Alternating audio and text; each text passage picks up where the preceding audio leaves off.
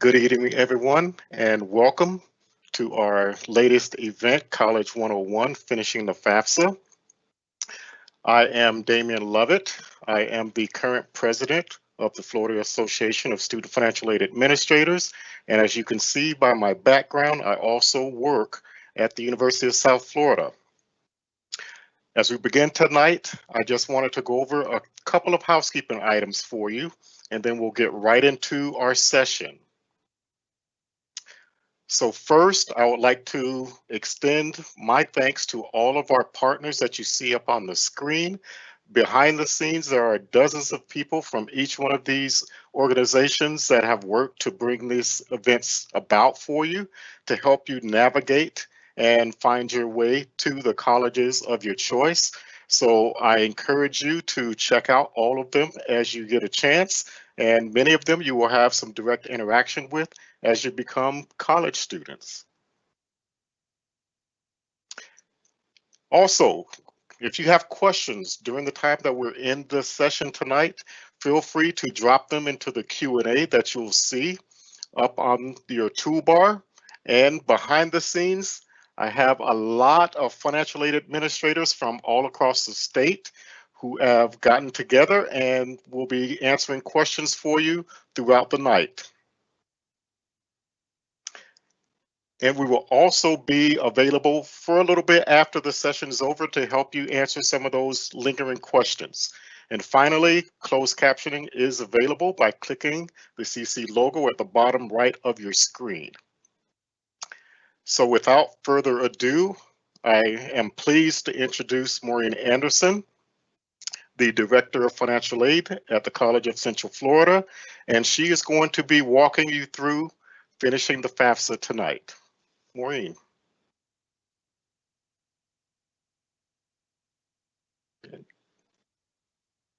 You are muted, Maureen. Hello.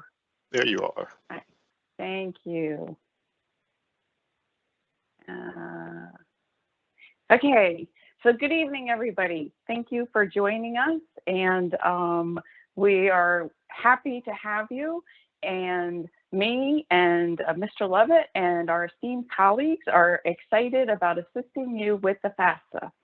So first off, I want to say what the FAFSA is. It's the free application for federal student aid. It's the application that you use in order to apply for federal financial aid. We're going to go through the FAFSA. We'll go over each individual question. They're intended to show the majority of the questions. However, there is what they call skip logic in the application. So depending on some of your answers, some of the questions may actually be skipped when you're completing the FAFSA. The screenshots show an example of what it would look like, and you would complete the FAFSA at FAFSA.gov or on the My Student Aid app. You can do it in a paper format, although it's a very limited option, and we don't recommend that students do that. We highly recommend that the students use the online application. And if for some reason you're unable to complete the FAFSA by paper or online, you can also do it by phone. Students attending college beginning in August would complete the 21-22 FAFSA, so that's the next school year. If you plan to attend summer, you may need to fill out the 2022 FAFSA, depending on what school year the institution uses. So you may want to check with the school if you're planning on going this summer. So this presentation is designed to kind of walk you through the application along with you. So if you have the ability, feel free to go to the FAFSA.gov site or the My Student Aid site or the My Student Aid app and fill out the FAFSA. And as Mr. Lovett mentioned, you can ask questions through this portal to our financial aid representative. So key features in the FAFSA, the students and parents will begin, complete, and submit the FAFSA for the processing cycle. Students and parents who are eligible may use the IRS Internal Revenue Service data retrieval tool. So we call it the IRS DRT. It's the data retrieval tool, and it electronically transfers all of your tax information directly onto the FAFSA. We highly recommend students and parents actually use that option, because when the institution gets the information, there's a code on there that tells us if the student and the parent use the IRS data retrieval. And in many instances, if you were selected to provide additional information, it would actually limit the amount of information you would have to give to the institution. So we highly recommend that you use the IRS data retrieval. If you are going to a school out of Florida, you may apply for state aid. However, Florida does not use that option. If a parent has multiple students or multiple children that they need to fill out a FAFSA for, you can transfer the FAFSA information from one application to the other. When you're done and you select the institutions that you plan on attending, you'll see some information about each of the institutions, including graduation information, and you can do a comparison of the schools. Once you complete the FAFSA, you have the ability to correct and update after it's been processed. So don't feel like this is the only time you can get this information in there. And parents can save the application, parents and students can save the application and resume it later through either the website or on the mobile app. So you can always go back in and update the information. So going to FAFSA.gov, you would choose here, do you want to start a new FAFSA, or did you do a FAFSA in the past? And if so, you would be a returning user. So most of you would be new to the FAFSA process, and you would click on Start Here. You would enter in the state of your legal residence and the year for which you're applying for financial aid. So this is where you would enter in 21, 22, or in some cases you would enter in 2021 if you wanted to do it for summer.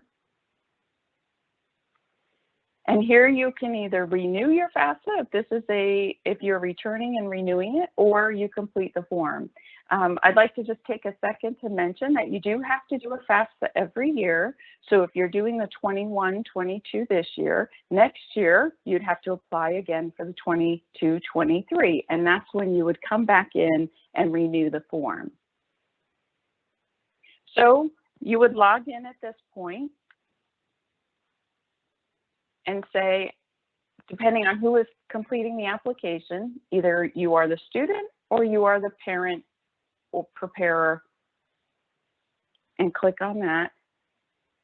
Make sure you remember who you've entered, what you've entered in there, because it's very important. I'd say one of the common mistakes when helping students and parents fill out the FAFSA is they forget who's filling out the form. So when it says your Social Security number, make sure you're filling out the student's Social Security number and vice versa. So if you are the student, you would create an FSA ID. And the FSA ID is very important because it is what you will use to access this application as well as other federal student aid sites in the future. So it's really important that you create an FSA ID and password that you would remember.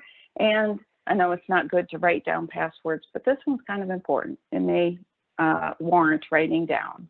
If you do forget it, there is a process for you to go back and get the password by either using a cell phone and having a passcode text to you, or the email and having a passcode text to you, or you can enter in security questions. So you can go back. I would be cautious and try and remember the FSA ID and the password. Okay, if you are, or you're filling it out as parent, and you would enter in the student's first name, the student's last name, and the student's Social Security number. I would also caution you to make sure that the name that you enter on the FAFSA is the same name that's on your Social Security card, because in the process of the federal government processing this application, they actually verify that the name and the Social Security number and the date of birth matches Social Security Administration. So it's important to put your legal name that is on your Social Security card at this time. If not, you may later have to document your Social Security number and your name to the institution that you plan to attend. So name, student name, Social Security number, and date of birth. And this is the disclaimer. This is where you would sign saying that you understand the legal uses of using this information and that nobody would be using it for fraudulent purposes. So this is where you would choose which application you would fill out, whether you would do the 21-22 or the 20-21. In most cases, if you're a high school senior, you would be completing the 21-22 application. When you're first entering in, you create a save key. This is not your FSA ID or password. This is just to remember the FAFSA that you're completing until it's submitted. So the save key can be very easy, very simple, something quick to go back in. If you don't complete the FAFSA, you would use the save key to come back in and complete the FAFSA. There's help, and you can expand on all of these different fields if to ask specific questions and get answers from the FAFSA. But lucky for you, tonight we have our financial aid professionals with us who can answer your questions as you move through the application right now. But if at another time you're completing the FAFSA or going into the FAFSA, you can use this help menu and get the questions answered. So probably most students filling out the application today are dependent students. And so we're going to go through the application as if you are a dependent student. So we're on the student demographics tab. And see, we actually entered in a save key. So the application was successfully saved. You can see that up at the top. So student demographics, Social Security number, first name, last name, date of birth of the student. Okay, your email, you re-enter your email address and enter in your phone number. And this is a good time to mention that if you have an email address that you may not want your institution to see or find odd, it may be a good idea to create a somewhat more college appropriate email address for your future admissions applications as well as your FAFSA. Here you would enter in your mailing address, state, zip, and then have you lived in the state for the last 5 years? So the question here is not about your Florida residency for tuition purposes. This is just where you have lived for the last 5 years. And then, are you a U.S. citizen? And so there are several options here, and I know this may create some questions. So again, our colleagues can answer some student-specific information. But the options here are: you a citizen? Are you an eligible non-citizen? Or are you not an eligible non-citizen? So U.S. citizen is either you were born in the United States as a legal citizen, or you have been naturalized. The eligible non-citizen, there's actually a variety of non-citizens that are actually eligible for financial aid, and you would enter in your A number. So if you clicked on here and said you're an eligible non-citizen, you would enter in your A number from your citizenship card, and that would actually be matched with the Department of Homeland and Security to verify your citizenship status. If you're not sure about your citizenship status, you can either ask one of our colleagues here, or you may contact the institution that you may be applying. So more student demographics. What was your high school completion status when you will begin college? So your options here are high school diploma, homeschool, general education diploma. And what that means is when you go to college, what would you have completed before entering into college? Then you select what is the college degree or your certificate that you would be working on. And in most cases, you all would be seeking your first bachelor's degree, or in some cases, an associate's degree, or you may be working on a certificate. So the drop-down gives you various options. Bachelor's degree is a 4-year degree, associate's degree is a 2-year degree, and then certificates are usually less than 2 years, and therefore like workforce programs. Will you have your first bachelor's degree before you begin the school year? Most of you in graduating from high school would not have your first bachelor's degree. So you would answer no here. And what would your college grade level be when you begin the 2021 school year? So for dual enrollment students, this is actually something that they question. Most of you would enter never attend college. For the most part, the state universities define a new student after high school a never attended college first-year student. In some cases, they may declare that you're a sophomore or junior, but that can be adjusted at the institution. So for our purposes, it's probably best to say never attended college. Even if you have extensive number of credits as a dual enrollment student or advanced coursework student, it's not a bad thing to let the institution determine your grade level in the college, because they'll do that anyway when processing financial aid. Are you interested in being considered for work study? I would say probably most of us here helping you today were work study at some point in time. Work study is when you work at the institution or in some cases off campus, and you're earning minimum wage for the most part while you're working on your degree. There's lots of benefits to work study, so you can say yes and they'll consider you. You can choose no. If you don't know, you can choose don't know. But it is a job on campus, and the benefit of a job on campus is you don't have to leave and find transportation to your employer. The other thing with work study is that the institution is not allowed to let you work during your classes. So if you're concerned with your job respecting your school schedule, in work study, we do have to work around your school schedule. So those are the benefits of work study. Next, are you a male or female? This question is asked for selective service. Selective service is otherwise known as the draft. And if you are a male, and that is determined your gender at birth, you are required to register with selective service in order to be eligible for federal student aid. So this question is asking you, are you a male? If so, are you registered with selective service? You may be 17 years old and not old enough to register. In that case, you can answer, do you want us to register you for selective service? And the Department of Education will send your information over to selective service when it is time. So, but you do have to be registered. Males between the ages of 18 and 25 must be registered. And again, it's the gender assigned at birth.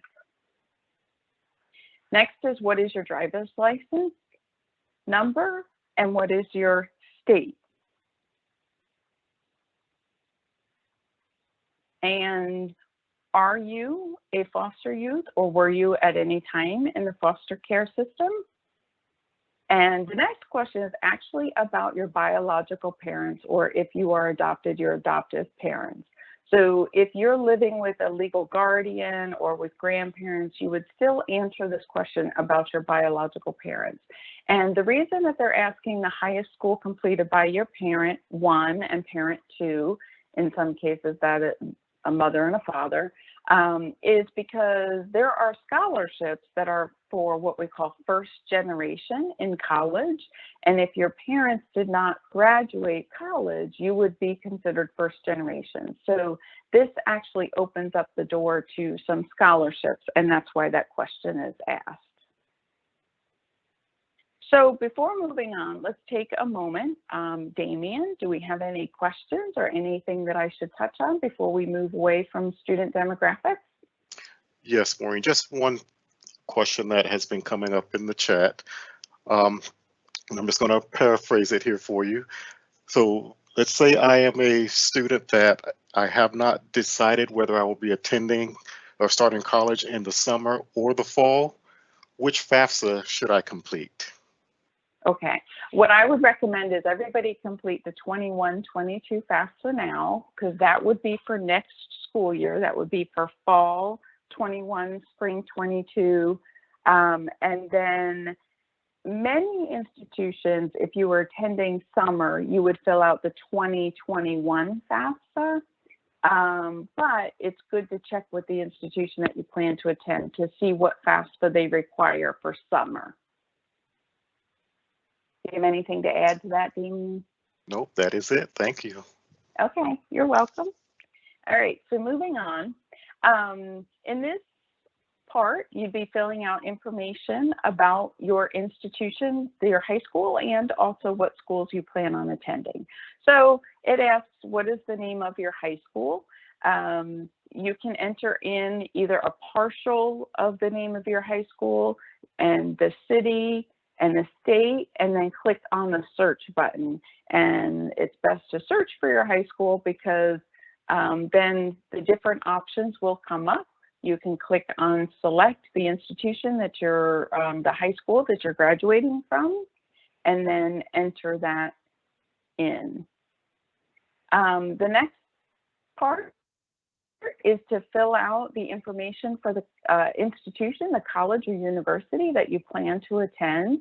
You can list up to 10 institutions at a time on your FAFSA. If later you find other institutions that you wish to attend, adding more will actually remove some from your FAFSA. So you can list up to 10 institutions, and you can use the search function here. If you know the college's school code, the federal school code, in many cases it's listed on their website or in their promotional material, but if not, this allows you to look it up. So you look up the state, the city, and then you can search for the school name. And then once you identify the school that you plan to attend, you click on the institution, and then at the bottom, see where it says add more schools, you can add up to 10 institutions. And I know the other day when we had this session, there was a lot of questions about applying for the college and what schools that you can add.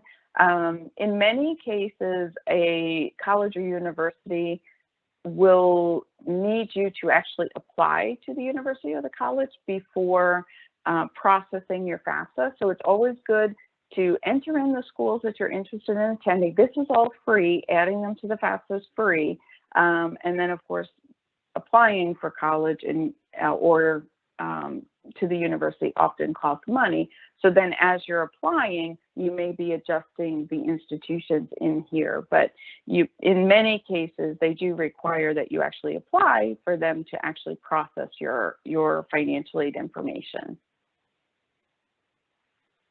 So when you enter in the institution, they're going to ask you what your housing plans are. And so there are different options, and there's an on-campus, off-campus, or living with parents or family members. So on campus would mean that you're living in the dormitory that is offered at the institution. Off campus means that you're living away from home, but you are living in an apartment or in some other housing situation, not on campus. And then, of course, living at home is living with your parents or your family members. And then the question is, as of today, for a student, what is your marital status?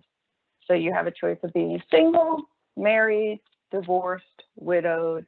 And if you're single, then you continue on as a dependent student. And the examples here are for a dependent student. So we would say you are single. And then we move through what we call dependency status questions. And so these questions that are being asked are to determine if you need to provide parental information on the FAFSA. So do you have, or will you have, children that you will provide more than half of their support between July 1, 2021 to June 30th, 2022? So do you have children now, or will you have children that you support? Or do you have other dependents, next question, who live with you and receive more than half of your support? So in some cases, you may have a parent or a grandparent that you are supporting, and that's what that question is. As a student, are you supporting somebody other than your children? Then the following questions: are you currently serving on active duty in the U.S. Armed Forces for purposes other than training? Are you a veteran of the U.S. Armed Forces? At any time since you turned age 13, are both of your parents deceased? Were you in foster care, or were you a dependent or ward of the court? And that is usually what we the term we use is DCF custody, if you were ever in DCF custody after the age of 13. As determined by the court of your legal residence, are you or were you an emancipated minor? So that would be at the age of 18, just prior to turning your 18, were you an emancipated minor? And does somebody other than your parent or step-parent have legal guardianship of you as determined by a court in your state of legal residence? So the last option is none of the above. So if you answer none of the above, then you would move on to the next questions. But if you were to answer yes to any of those above questions, you would become an independent student and would not need to provide parental information.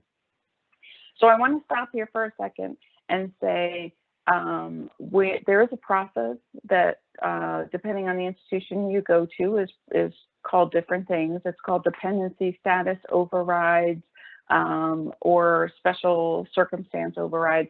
But if you cannot answer these questions and or cannot get your parents' information, then it would be appropriate for you to reach out to the institution that you plan to attend, contact the financial aid office, and talk to them about your dependency status and how you would go ahead and proceed with filling out the application. Okay? So on or before July 1, were you homeless, or were you self-supporting or at risk of being homeless? And you can answer yes or no here. And then this is where it talks about if you had answered no to all of those above questions, you are considered a dependent student. And the expectation is that you would be providing information about your parents. However, you can say, I have a special circumstance and I'm unable to provide my parental information. And if that's the case, this application will skip over your parents' information. It'll allow you to finish it, but then you would contact the institution that you plan to attend to discuss how you can complete your financial aid application and get your financial aid awarded. So moving on. You save the application, and now you're moving on to the parents' information. So the next question is, as of today, what is the marital status of your parents? And all of these questions that we're going to be talking about, the definition of a parent is your biological parent, your adoptive parent, or a step parent. And so what's not considered a parent is your legal guardian, your grandparents, unless your grandparents actually adopted you, your aunt or uncle. So you may be living in with other family members, or somebody else may be supporting you. But for the purposes of this application, the only people that are considered parent is your biological parent, your adoptive parent, or your step parent. Okay, so as of today, what is the marital status of your parent? So when you're filling out this application, you're filling it out based on the parent that supports you. If your parents are married, you would list married and list both of your parents that are married. If your biological parents are, or your parents are divorced and then remarried, then you would enter in remarried. So you would enter in the information based on the parent that supports you the most financially, and then enter in their status. So if your parents are married, what is the date of their marital status? Remarried, date of remarried status. And then you'd enter in the parent information. And for these questions, we have parent 1 and parent 2. And parent 1 can be either your father, mother, step parent, however you define that. You'd enter in the parent's social security number, parent's last name, first initial, and date of birth. And again, it's important to enter in the information as it is on the social security card, because at least one parent has to match with Social Security Administration. And then you'd enter in your parent's email address and, of course, re-enter to make sure that it's accurate. Okay, then the next information is for your other parent. So this would be parent 2. So Social Security number, last name, first initial, and date of birth for the second parent. In many cases, you don't necessarily have to have 2 parents. For example, if your parents are single or divorced or widowed, you would only have to enter in the information for the one parent that supports you. And the question is, has your parents lived in, and it would be based on the state that you answered, and how long they've lived there.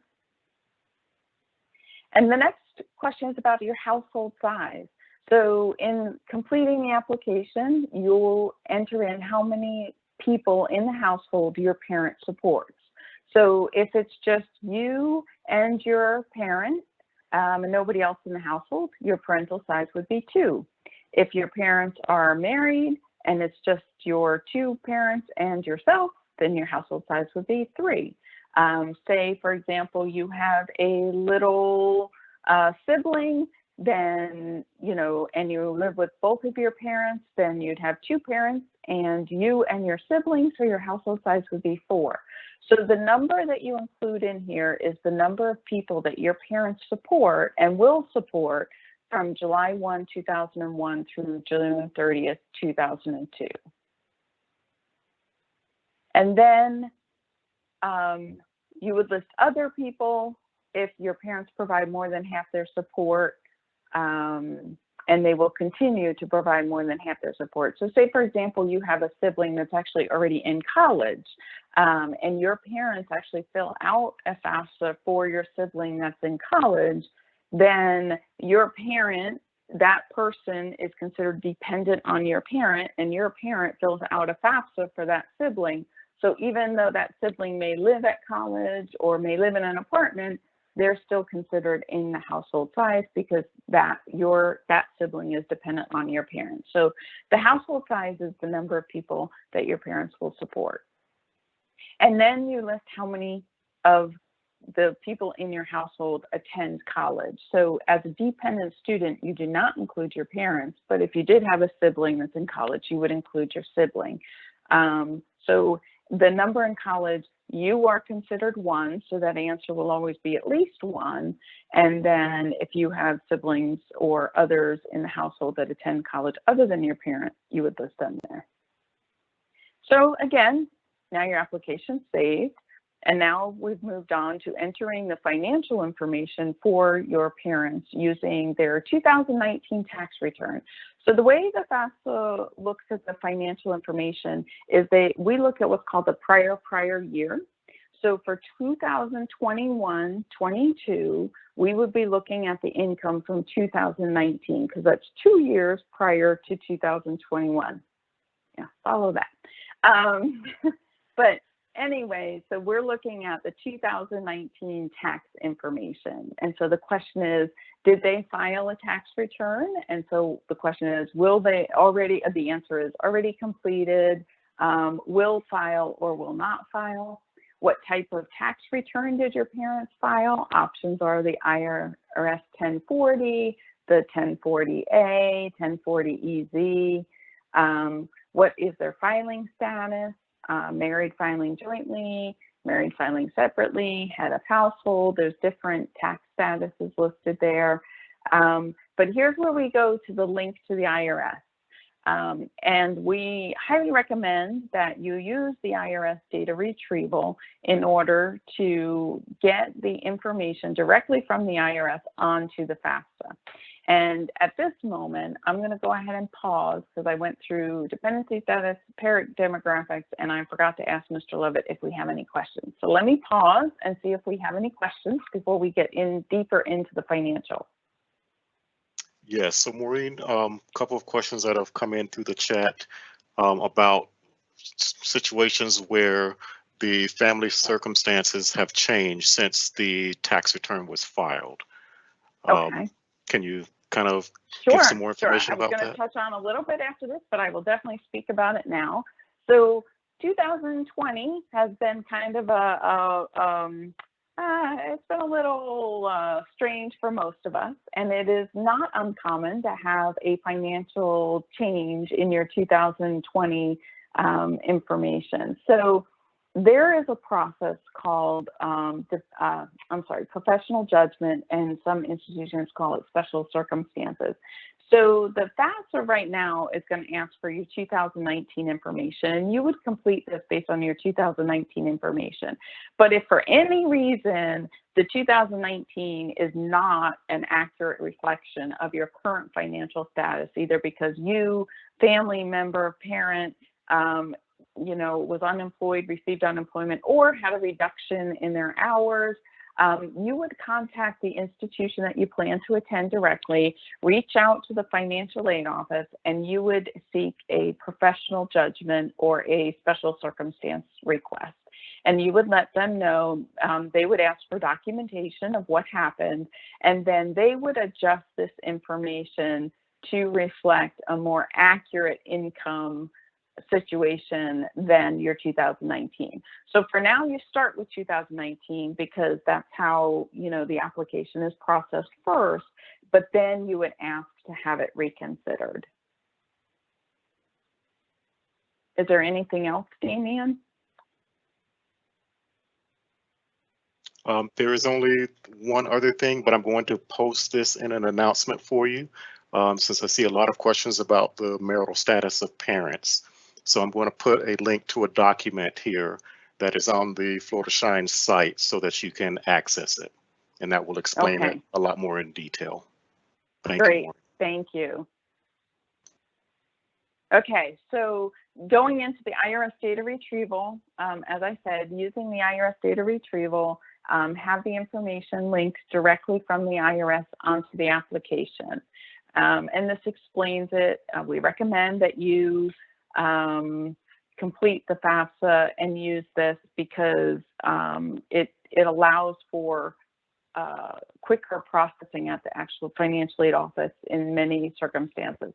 The information from the IRS will not display on the FAFSA.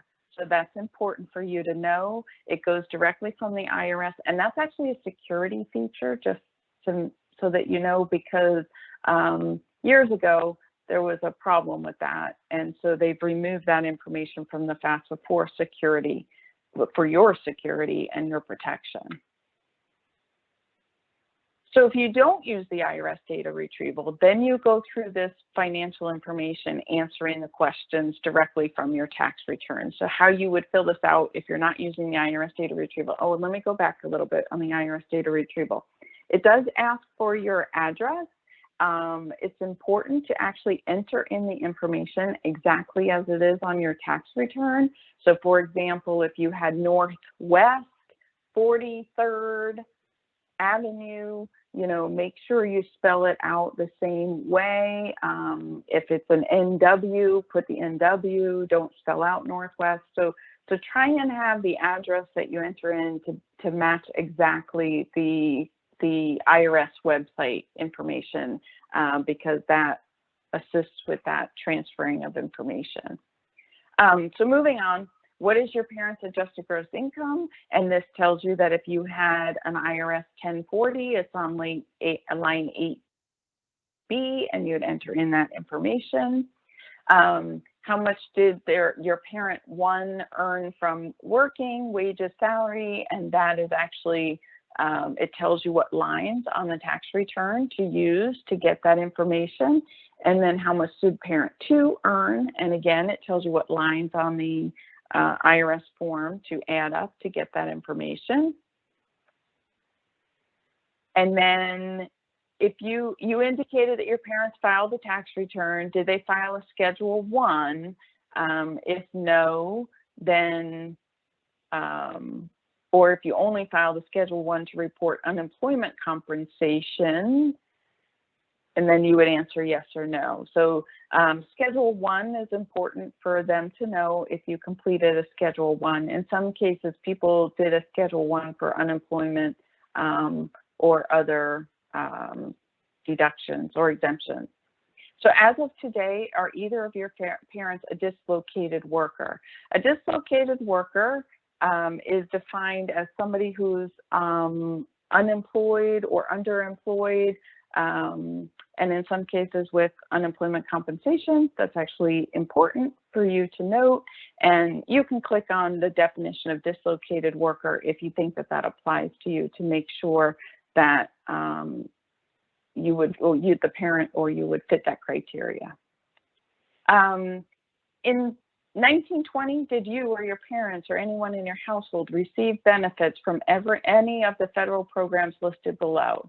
So you would check off if you received any of these benefits, including Medicaid, Social Security income, Supplemental Nutritional Assistance Program, SNAP or food stamps, free or reduced school lunch, temporary assistance for needy families, special supplemental nutrition program for women, infants, and children, otherwise known as WIC, or none of the above. So if you received any of that during 2019 or 2020, you would check on whatever program you received. If not, you would check none of the above. And then you would enter in the amount of your parents' income tax for 2019, and that would be indicated on the tax return as tax, and also the application tells you what line the tax, you can get the tax information from the tax return.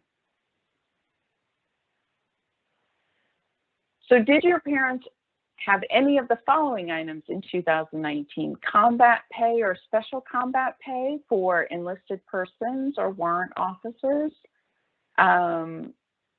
student college grant or scholarships aid reported on your IRS income. So if you filed taxes and reported any grants or scholarships as income to the IRS, you would enter that here. Education credits, American Opportunity Tax Credit or Lifetime Learning Credit from the IRS Tax 1040, line 3.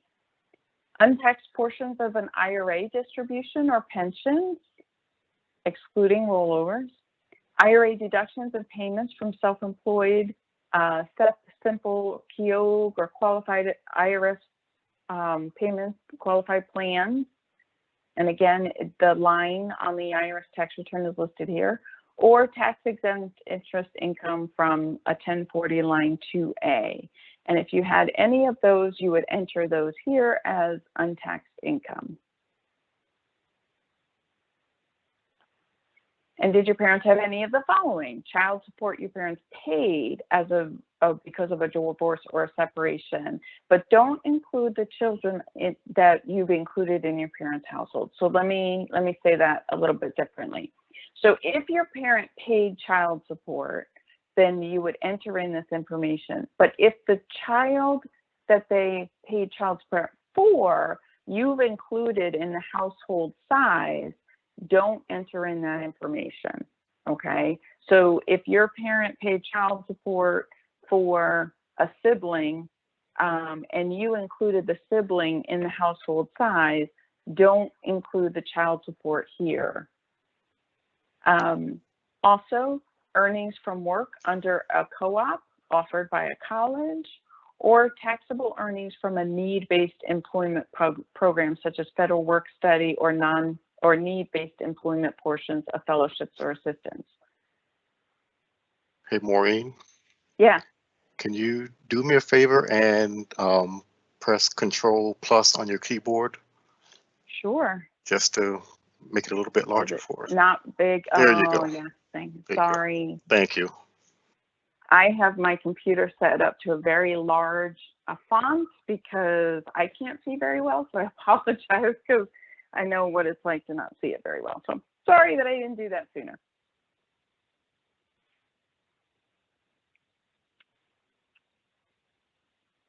Okay.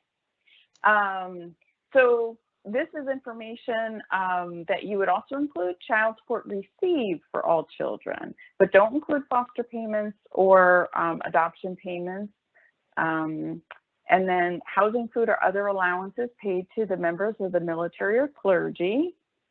Do not include the value of on-base military housing or the value of a basic military housing allowance. Payments to a tax-deferred pension and retirement savings plans.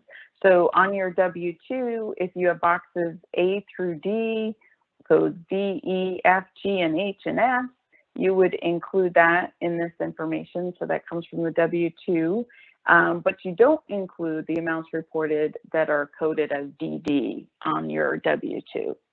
Veterans non-educational benefits such as disability, death pension, or dependency compensation, or VA work study allowances, or other untaxed income such as workers' compensation, disability benefits, or anything else that's untaxable. And that's all entered there for untaxable income. And I'll go. So it will allow, if you can skip the question, it will tell you, do you want to skip the question about your parents' assets? If you are unable to skip the question, you won't have that option. As of today, what's your parents' total cash savings and checking account? So as of today's date, what do you have in cash, checking, and savings? And as of today, what is the net worth of your parents' investments, including real estate? But you do not include your home that you live in, your primary home. That value does not get included there. But if you had a second home or a third home, the value of that, the net worth of that asset would be included.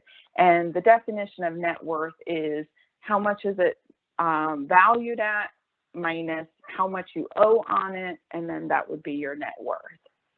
And last, as of today, what's the net worth of your parents' current businesses or investment farms?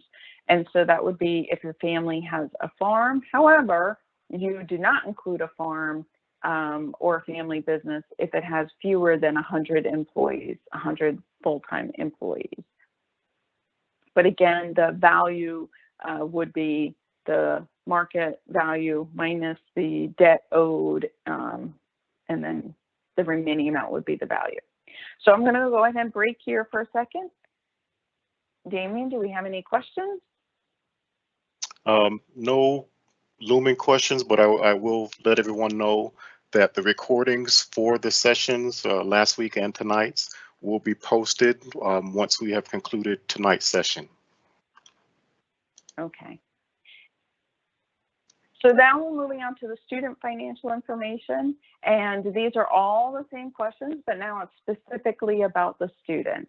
So in many cases, students don't fill out a tax return or have minimal income on a tax return. So we'll kind of gloss over this pretty quickly, just in the interest of time. But did you fill out a tax return? And then you would indicate whether you completed a tax return or not. If so, what type of tax return did you file? And what is your filing status? And if somebody could have claimed you on their taxes, then in most cases you would be a single on your tax return. And again, you too can do an IRS data retrieval link. Highly recommend that as well. You would click here to link to the IRS, enter in information, and then have the IRS information transmitted directly onto the FAFSA. And this explains, it's easier, but the tax information will not display. It'll just feed over. And then the same questions that we just went through with your parent. If you are unable to use the IRS data retrieval tool, what is your adjusted gross income? Gives you the line on the tax return. How much did you earn from working? Even if you didn't file a tax return, you could enter the amount here from your W-2s. Enter the amount of your income tax, and this is your total tax paid that's listed on your tax return. Did you have any of the following: combat pay, special combat pay, student grants or scholarships reported to the IRS as income, education credits, untaxed portions of your IRA, IRA deductions, tax-exempt interest income? And again, these questions are about the student. Did you pay any child support? Did you have any earnings under co-op program? And did you have any taxable earnings from a need-based employment program such as federal work study or fellowships or assistantships?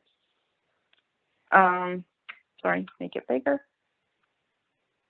Might be too big, but better than small.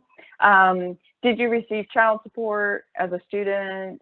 Do not include foster payments. Do you have housing, food, and other allowances paid to the military and clergy? Do not include military housing. Payments of tax-deferred pension and retirement savings, that would be on your W-2, and there would be the boxes 12, and it would have a code in there. Veterans non-educational benefits, other untaxed income such as workers' compensation, disability, or money received or paid on your behalf. This includes money that you receive from a parent or other person whose financial information is not reported on this form and is not part of a legal child support agreement. So if you received benefits on your behalf, you may actually have to enter in that information there. As of today, what is the current balance of you, the students, cash, checking, and savings? As of today, what's the net worth of your investments? Not your home, but if you had a second home. And as of today, what's the net worth of your business? And then the question is, are you a preparer? And it says this is rare. Very rarely will you have somebody, a preparer, filling out your FAFSA. And basically, I tell students and parents, a preparer is kind of like a tax preparer. That somebody that you're paying to actually complete this application. And we hope that's not the case, because we hope as a student and a parent, you're receiving assistance from us. So at this moment, I'll stop here and ask Damien if there's anything that we should touch on before moving on. Nope, you can keep going. We're good. Okay. All right, so the next part is going over the information. Once you submit it, it says you're not done yet. You still need to submit it. Make sure you read this and don't assume that you're done, because it's very important that you submit. So this is a summary of all of the information that you entered. Now's the opportunity to kind of view it in a snapshot. Make sure that it looks like it's accurate and makes sense to you. And again, you go through these questions real quick, and if you needed to, you can click on the link there to get additional information if it didn't make sense to you before and you want to verify what you've put in there. And then it would say both you and your parent, because you're a dependent student, need to sign this.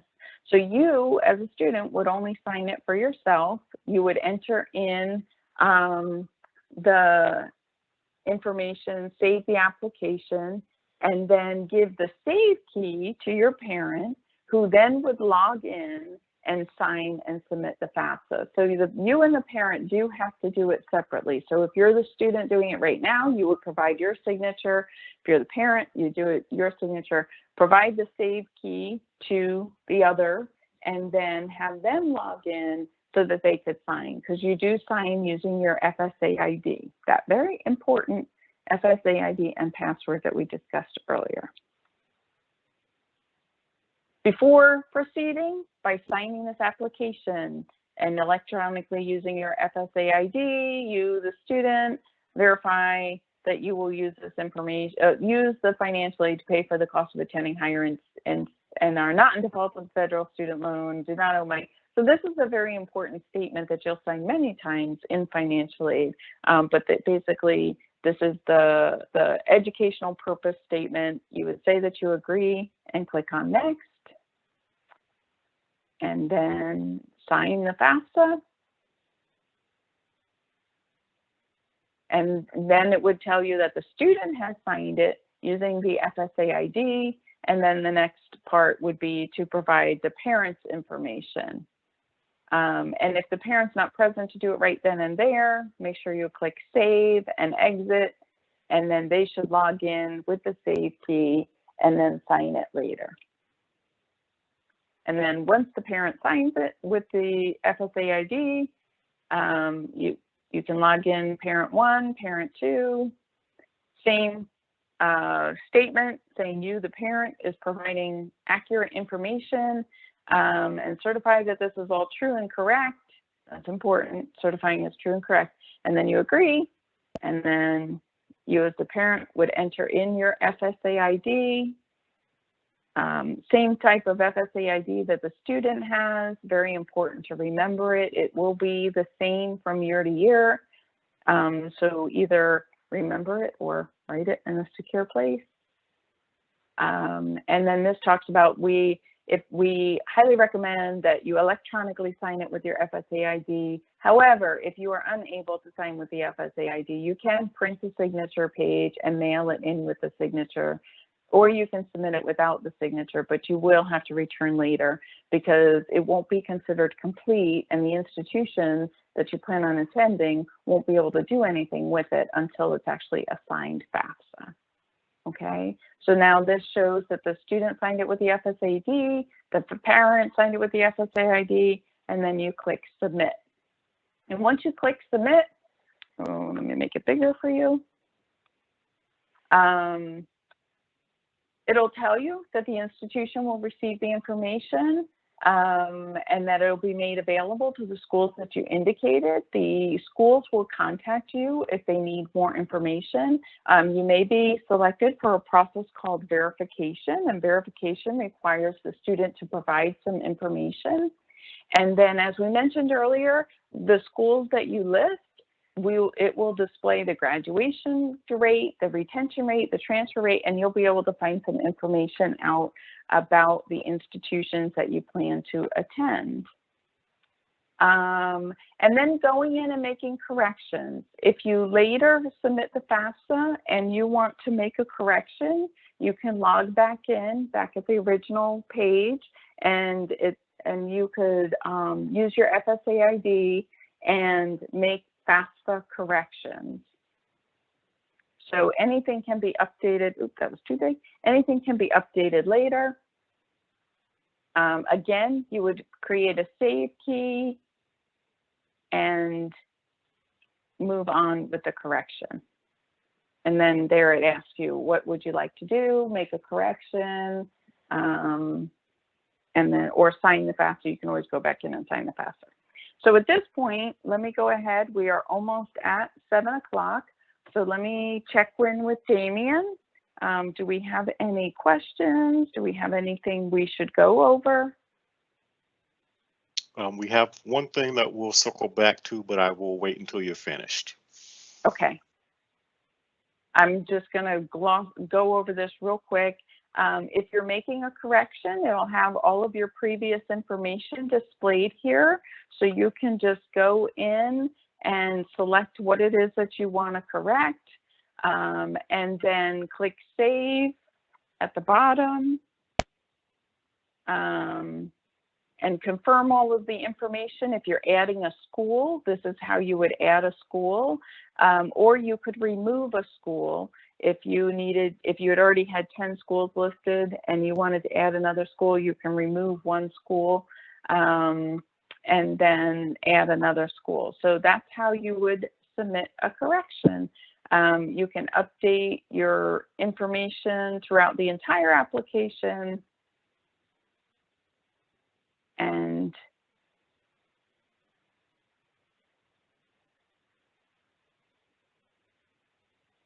this is and sign it with your FSA ID and password, and then click Submit My FAFSA Now.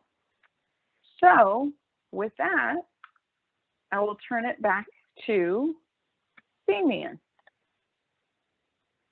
All right, well, thank you, Maureen, for all of that wonderful information, and to all of the administrators on the other side answering questions.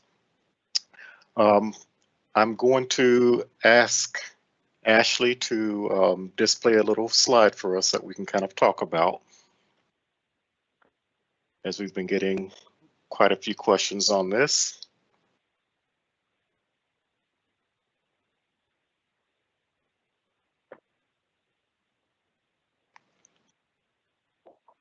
Okay, so throughout the presentation, we have been focusing on the 2021-2022 FAFSA, which for the majority of our students, this is the application that you will be using if you are planning on attending college starting in the fall semester of 2021, so August or September, depending on the school that you're going to. So this little graphic here, take a screenshot of it. This is a little guide to kind of help you see which FAFSA you need to complete. So one of the common questions we were seeing in the Q&A is if you're intending on going to school during the upcoming summer term. So as you see here, this requires you to complete the 2020-2021 FAFSA application using the 2018 taxes. So once you do this, if you're going to be continuing on through the upcoming school year in the fall, then you will also need to complete the 2021-2022 FAFSA.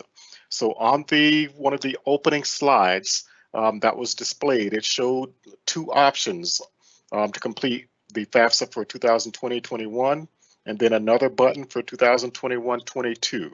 So it's just extremely imperative to make sure that you are submitting the correct ones. Especially if you are a student that is starting in the summer.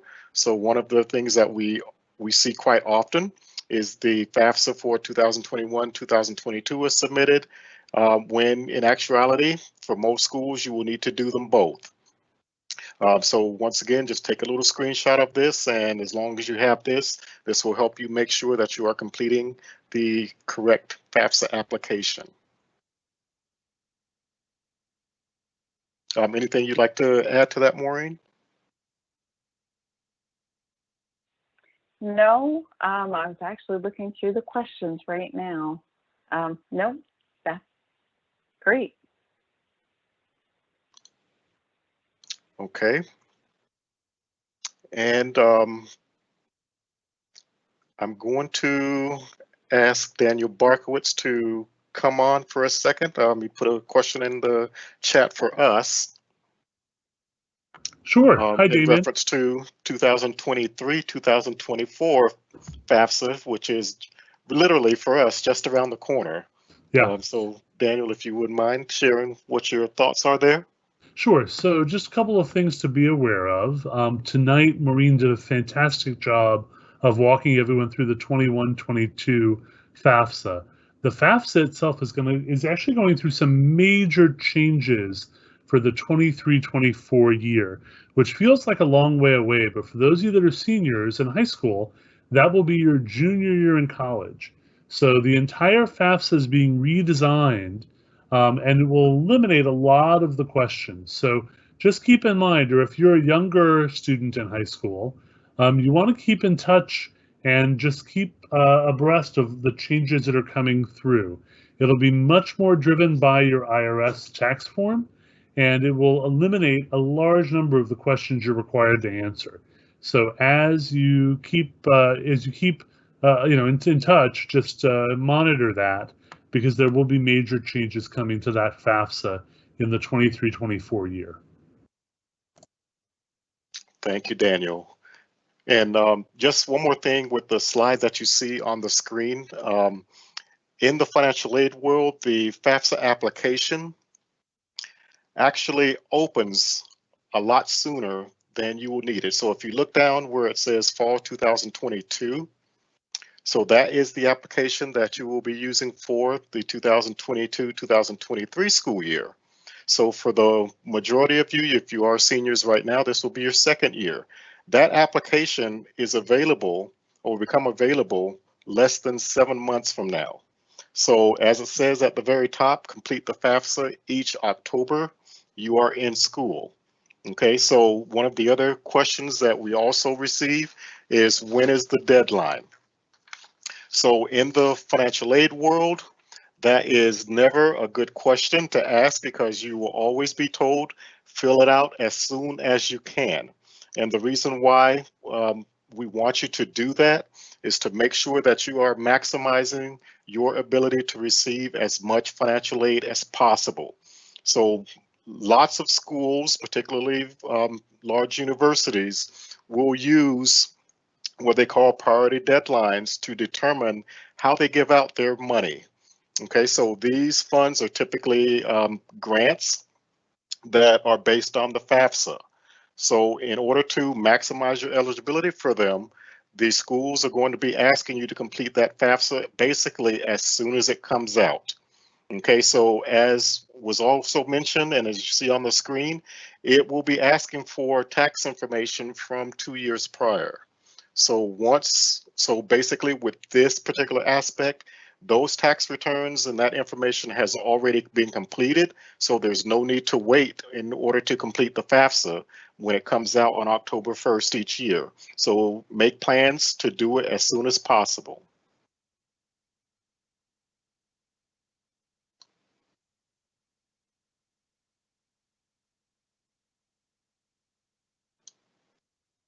All right, anything else to touch on, Maureen? Maybe some common mistakes that you see on the FAFSA application when it's being completed? You mentioned a couple.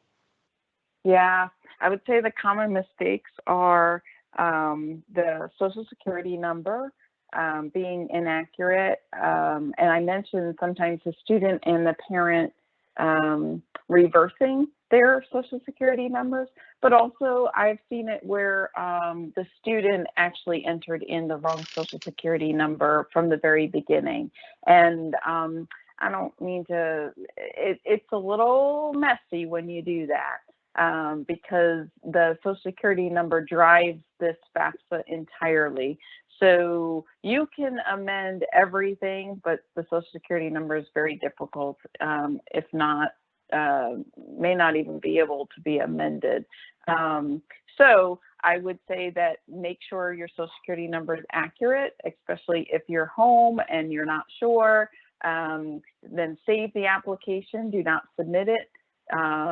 Look at your records and make sure you put the information on there. And just as a sidebar, when my son did the FAFSA, he did the wrong Social Security number. And as a parent as a financial aid administrator for 25 plus years, I couldn't believe that because it also messed up his application for admission to the institution that he was going to. So it caused a whole host of problems. So Social Security numbers being accurate. Like I said, IRS data retrieval will save you a bunch of time.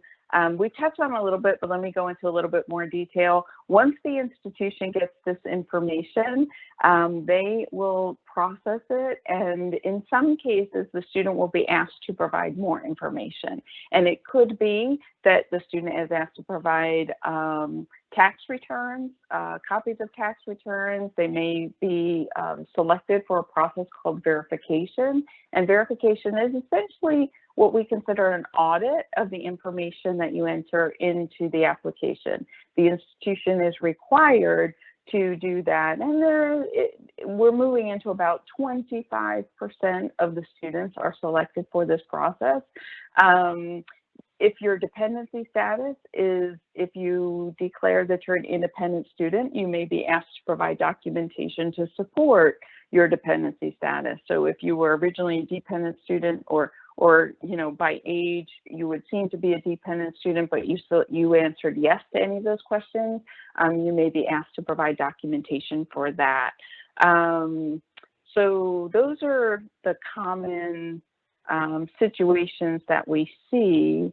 And I think I touched on, you know, the Social Security Administration information is going to be verified. The immigration status information is going to be verified if you said that you were an eligible non-citizen. Selective Service is going to verify their information. So there's different checks that go on behind the scenes with this FAFSA which is why it's important for the name, Social Security number, date of birth to be accurate. Okay, thank you, Maureen. Yeah, you're welcome. And just one other thing, just to kind of piggyback off of that, as you are completing the FAFSA, and Maureen went through this, you can list up to 10 schools on the FAFSA application and as which you want that information to be sent. If you do have that many schools on your FAFSA, even if you only have one or two, the thing to remember here is that once you receive that, once the schools start receiving that information, you will start to get information from all of those schools that you have indicated on your FAFSA. So it's extremely important that you are checking your mailboxes for letters in the mail. You're also checking the email account that the schools are going to be sending you. So each school could do it differently. So some schools may have an institutional email account that they want you to use to receive that information. Others may send it to whatever email you have listed on your FAFSA. So just make sure that you are checking all of those lines of communication so that you are in direct contact with those institutions and replying. Because one of the things, as Maureen was talking about, if you are selected for verification, you will have to submit documentation back to that school. And the longer you wait to actually submit that, then you could jeopardize your chances at maximizing your financial aid. Because in most realities, schools may not wait for you to get that information submitted. So they may move on to the next student, okay? Because a lot of schools will release their aid to students on a first come, first served basis. Okay, so just make sure you respond immediately. And then one other question to kind of touch on, I did see this in the chat a little bit. You need to be admitted to an institution before you complete the FAFSA application? So that answer is not really. You can complete the FAFSA application and list the schools that you are planning on applying to. However, for the vast majority of schools, you will not receive a financial aid offer until they have admitted you. So make sure that at least in some way, shape, or form, you have completed the admission application process in addition to your FAFSA. So just to kind of give you a graphic example, for my institution, for incoming freshman students, we start releasing financial aid offers in December of your senior year in high school. So remember, the FAFSA application comes out in October. So if you are early and you're right on it and you complete your FAFSA, then we will notify you in December. So you will know almost a year in advance of you starting school in the fall what your financial aid offer will look like. So you can complete that FAFSA, but just make sure that you have also applied for admission as well. And if you are not sure which one to do, please check with those schools that you have listed or will be listing on your FAFSA just to make sure that you're in the right steps of the process. And typically, once the schools are reaching out to you, though, that correspondence will be sent to the student. So families, parents, once your student becomes a college student, basically those lines of communication that you are used to as a parent in K through 12, those all stop due to a little law called the Family Educational Rights to Privacy Act, which is designed to protect a lot of student information. So you will find out more about this from the individual schools as you start your communication with them. But all of that information should be sent to the students, and the students should be submitting that information and taking care of it themselves, of course, with your help. But our advice always to students and families is to let the students do it, and you just keep a watchful eye.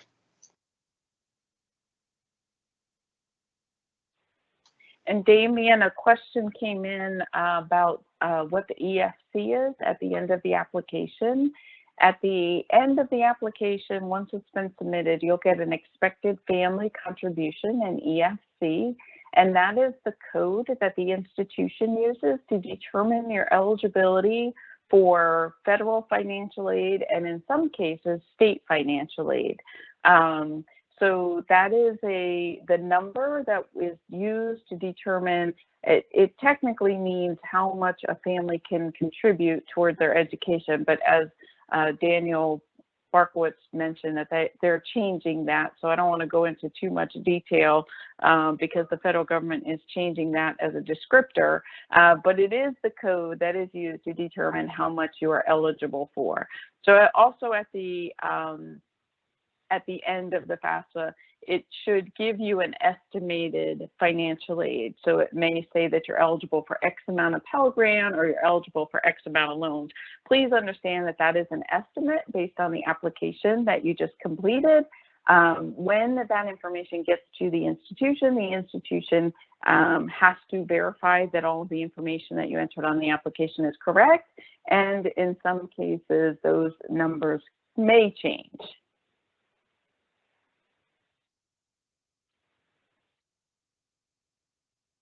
Okay, thank you. To you, Damien. Thank you, Maureen. And as we wrap up, just want to let you know if there are additional questions that you have, we will be posting the recordings back out on the Florida Shines website for you to refer back to. But if you have specific questions as you are completing that FAFSA or once it's completed, please make sure that you reach out to the institutions that you have applied to so that you can receive additional information, because overall the financial aid process is pretty standard. However, each individual institution may have some little nuances that you may need to know about in order to help make your decisions. So once again, we thank you for joining us. And I am very thrilled that you all asked some great questions. And thank you to all of the aid administrators that were feverishly answering questions. And we hope that this has been a great help to you. And we will see you hopefully in the fall in person on one of our campuses. So thank you and good night.